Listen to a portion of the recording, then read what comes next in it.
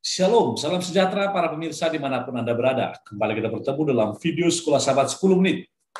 Yang pada pekan ini kita akan masuki pelajaran ke-13 atau pelajaran terakhir dari seri Yesaya Hiburkanlah Umatku dengan judul Planet Bumi Lahir Kembali. Dan lokasi Gedung Pertemuan Advent Jakarta, saya akan bacakan hafalannya yang tertulis dalam Yesaya 65 ayat 17, dikatakan demikian. Sebab sesungguhnya aku menciptakan langit yang baru dan bumi yang baru, hal-hal yang dahulu tidak akan diingat lagi dan tidak akan timbul lagi dalam hati. Kenapa penulis pelajaran menjadikan ayat ini sebagai ayat hafalan? Sesungguhnya aku menciptakan langit yang baru dan bumi yang baru. Saudara-saudara, ketika saudara melihat bagaimana tulisan Yesaya yang berisi nubuatan ini, maka kita akan bisa dibawa kembali bagaimana Allah campur tangan untuk memberikan kepada para nabinya apa yang akan terjadi di masa mendatang. Itu sebabnya saya ingin katakan bahwa setiap hari planet rumah kita semakin menjauh dari ciptaan Allah semula. Dosa telah mendatangkan malapetaka pada alam dan umat manusia. Baik manusia dan planet bumi memerlukan pemulihan total. Rencana awal Allah adalah secara bertahap memulihkan segalanya melalui bangsa Israel, mulai dari Yerusalem, karena Israel menolak dia. Dia menyelesaikan rencananya. Itu sebabnya pada pekan ini kita akan pelajari 5 bagian penting. Yang pertama adalah proses pemulihan, itu pelajaran hari Minggu. Atau di sekolah sahabat Anda, langit yang baru dan bumi yang baru. Yang kedua adalah pemulihan ilahi. Di pelajaran sekolah sahabat Anda, magnet ilahi. Kemudian yang ketiga adalah kerjasama untuk pemulihan berbagai pekabaran misionaris dan pemimpin ibadah. Yang berikutnya adalah keimamatan universal atau komunitas iman.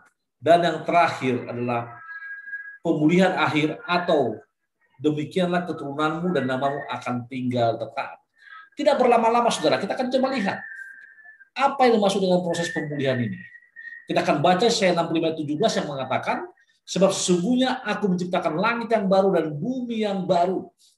Hal-hal yang dahulu tidak akan diingat lagi dan tidak akan timbul lagi dalam hati. Di bumi baru, menurut ayat ini, singa akan makan jerami seperti lembu. Alam akan kembali ke keadaan yang semula, yaitu yang sempurna. Allah tidak ingin membuat perubahan yang drastis dan seketika.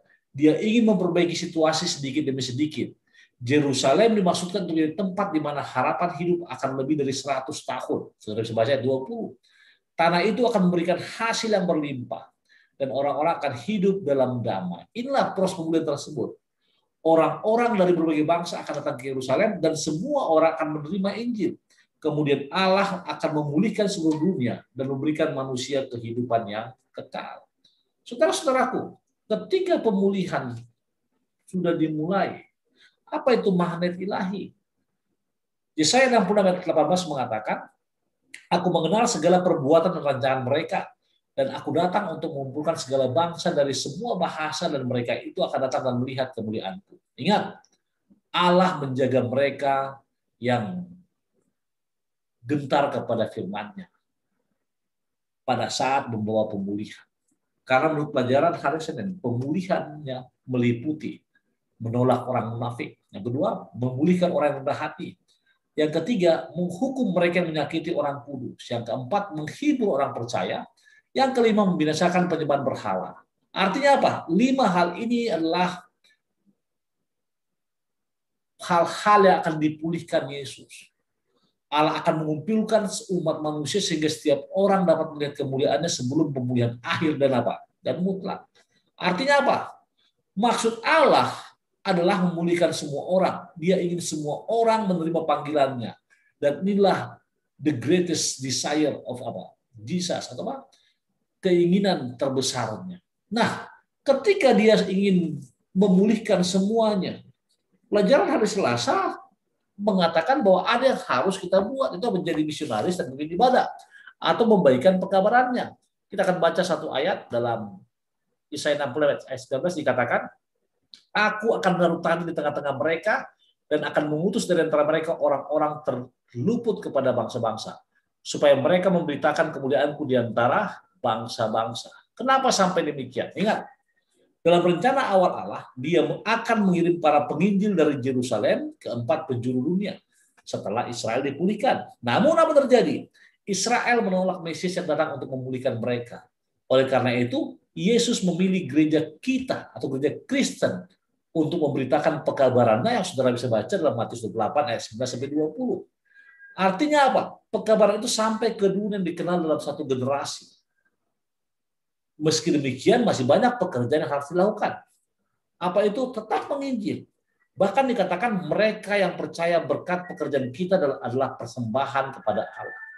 Kita adalah persembahan yang hidup, yang kudus, yang berkenan kepada Allah bersama mereka. Kalau apa? Kita membagikan pekabarannya, menjadi misionaris, mengimplementasikan apa yang Yesus telah teladankan ketika Dia hidup di dunia. Lalu, kalau sudah demikian, bagaimana dengan komunitas iman atau keimamatan yang universal? Yesaya 66:21 menulis bahwa juga dari antara mereka akan kuambil imam-imam dan orang-orang Lewi firman Tuhan. Ini outside the box, di luar apa? Bangsa Israel. Kenapa? Dan siapakah mereka ini? Mereka adalah orang bukan Yahudi. Orang dari setiap bangsa yang percaya dan bergabung dengan orang-orang bertobat. Inilah kita ketahui Pak, doktrin the priesthood of all believers. Keimamatan orang percaya. Karena kita adalah imamat yang rajani. Kita adalah bangsa imamat. Keimamatan ini tidak didasarkan pada keimamatan Lewi, tapi didasarkan pada karya imam besar kita, siapa? Yesus Kristus. Artinya apa? Dari luar Yahudi akan ada imam. Dan sekarang kita langsung berhubungan dengan Allah kita. Namun ingat, pemulihan orang bukan Yahudi tidak melibatkan penghinaan terhadap orang Yahudi. Paulus membandingkan umat Allah dengan pohon zaitun. Cabang aslinya adalah orang Israel, dan orang bukan Yahudi adalah ranting yang melekat pada pohon yang sama. Dengan kata lain, setiap orang setara dalam gereja Allah, dan masing-masing dari kita memiliki misi untuk dijalankan. Lalu kita akan masuk pelajaran hari Kamis. Apa yang akan terjadi pada saat pemulihan akhir? Judul sahabat kita, demikianlah keturunan dan namamu akan tinggal tetap. Di mana? Di surga. Kenapa? Yesaya 66 ayat 23 mengatakan, bulan berganti bulan dan sabat berganti sabat, maka seluruh umat manusia akan datang sujud menyembah di hadapanku, firman Tuhan. Artinya, dalam pemulihan akhir, langit dan bumi akan diperbarui. Ciptaan yang diperbarui oleh umat manusia yang dipulihkan akan tetap ada selamanya. Di bumi baru, maut tidak akan ada lagi. Tidak akan lagi perkabungan atau tangis atau duka cita. Bahkan dikatakan kita akan menyembah Allah bersama-sama setiap sabat. Dan saat kita akan berkumpul untuk makan buah dari pohon kehidupan setiap bulan, maka ini akan menjadi berkat pengorbanan besar Yesus bagi kita. Bahkan kalau saudara baca kitab Yesaya, akhir sekolah sabat ini dikatakan, kitab Yesaya diakhiri dengan sebuah peringatan bahwa setiap orang yang tidak ingin hidup selamanya akan binasa selamanya. Sebagai kesimpulan, satu kutipan dalam Ellen G. White, Prophets and Kings, para nabi dan raja, halaman 731, pasal yang ke-60 dikatakan begini.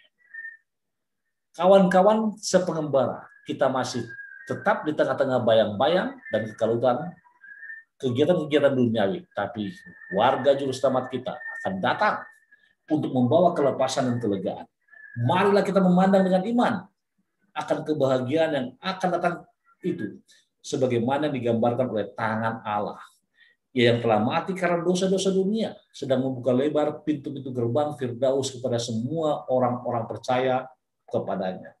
Segera peperangan akan berakhir dan kemenangan diraih.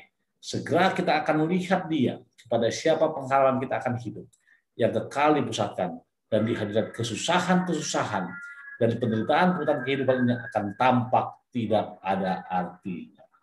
Dan satu kutipan lagi dikatakan dalam The Great Controversy, page chapter 42, page 678, dikatakan demikian. Pertikaian besar telah berakhir. Dosa dan orang berdosa tidak ada lagi. Seluruh alam semesta sudah bersih. Suatu denyut keharmonisan dan kesukaran berdetak di seluruh alam kejadian. Dari Dia yang menciptakan semuanya mengalir kehidupan dan terang dan kesukaan ke seluruh jagat raya yang tidak ada batasnya ini. Dari atom yang paling kecil sampai kepada dunia yang paling besar. segala sesuatu yang bergerak atau yang tidak bergerak, dalam keindahan yang tak terselubung dan kesukaan yang sempurna, menyatakan bahwa Allah itu kasih adanya. Dan satu kata kompilasi buat kita. Pelajaran hari Jumat mengatakan bahwa di surga, Yohanes dalam buku Wahyu mengatakan, aku mendengar semua makhluk yang di surga dan di bumi dan di laut dan semua di dalamnya berkata, bagi Dia yang duduk di atas takhta dan bagi Allah anak domba adalah pujian-pujian dan hormat dan kemuliaan dan kuasa sampai selama-lamanya. Saudara-saudara, rindu ke Anda untuk hadir di surga yang bakal bila mana planet bumi lahir kembali. Bila mana saudara rindu, mari ikuti teladan Yesus. Turuti firman, dan paling penting, ingat, hanya Anda yang bisa membawa Anda ke surga yang bakal. Tuhan berkati kita berdoa. Bapa di surga, terima kasih Tuhan karena berkat-Mu, terima kasih karena belajar sobat ini. Berkati para pemirsa yang berada, berkati hamba-Mu, dan juga semua yang mendengarkan acara ini. Terpuji nama Tuhan, lalu saya berdoa. Amin.